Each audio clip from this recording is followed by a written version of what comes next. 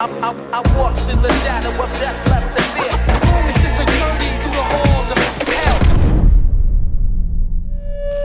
Yes people, what is good? I am BA, and today's movie I want to talk about is Last Action Hero. Now this came out in 1993 when Arnold Schwarzenegger was at the height of his popularity, and I feel like at the time people didn't get it and they were just waiting for Arnold Schwarzenegger to be in something that they could hate. And I feel like just because he tried to actually parody his own movies in this film, it was all the critics needed to jump on him a bit, because I see no difference in something like this and, you know, other spoofs of the genre like Hot Shots and things like that, except this is a bit less silly, but it's still equally great as a spoof. It's just not constantly throwing, you know, visual gags at the camera like a Naked Gun does. And I even think the concept's pretty interesting for an adventure film. You know, a magical movie ticket and the kid tears it and gets transported into his favourite action franchise. That as a premise, if you're a kid watching it, is a great way to get your interest and just a cool setup to an episode.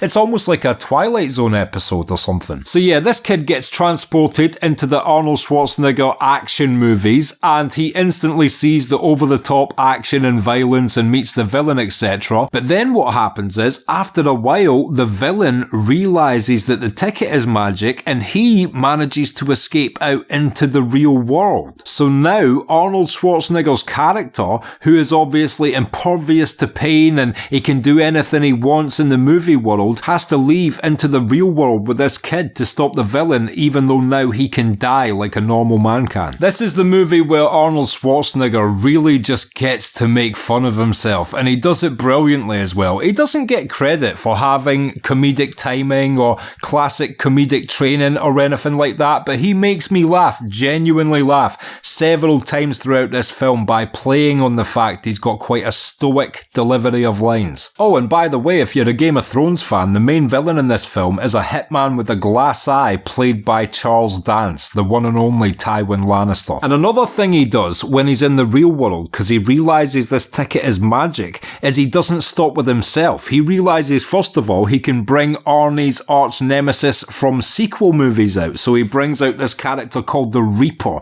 who's one of Arnie's main villains in his movie franchise. And then he also goes into some classics as well. So he brings out Death from the Seventh Seal, played by Ian McKellen of all people. And that's another thing about this film. You do get some good cameos throughout it. Like I said with Sir Ian McKellen, there's also a good joke when they're walking through a video shop with Sylvester Stallone involved in a poster earlier on, and I thought that was good to have him involved in an Arnold Schwarzenegger film, because I believe at the time that was the first time there was any sort of crossover between the two of them. And it still kind of surprises me that it never got the credit it deserved when it first came out, because when I think of this movie, I just think, you know, fun, entertaining, well-made parody. I don't see why anybody would have disliked it at the time it came out, but I can remember as a child, I rented Last Action Hero several times from, you know, a VHS rental, like a Blockbuster, and I absolutely loved it even when I was a little guy in 1993. But much like when I was reviewing American Psycho, this is a film that has gained love over time, and thankfully platforms like YouTube allow people to rediscover this movie or discover it for the first time, and slowly over the years it is getting the recognition and love that it deserved when it first came out. And at the end of the film as well, you know, Arnold Schwarzenegger's character's shot, and I like it because it's him talking to his viewers, these people that idolise him and see him as larger than life. He's saying, look, they're movies. In reality, I'm just a man. I can be shot, I can die, this is all just for show. And because a lot of kids were watching his films in the 80s and 90s, and there was always high body counts, he's actually slipped a very good moral lesson into this movie, considering it's just a silly action parody. Also, one of my favourite pieces of filmed footage of all time